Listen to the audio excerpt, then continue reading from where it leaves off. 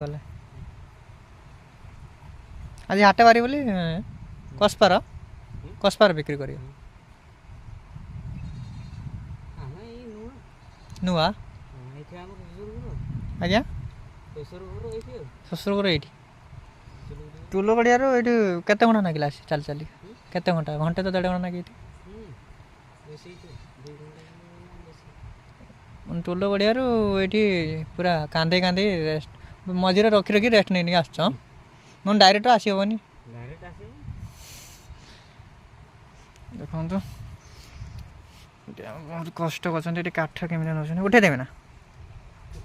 ହେଇଯିବ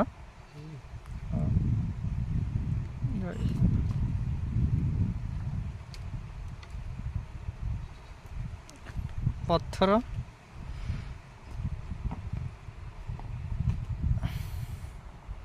ଭାଇ ବହୁତ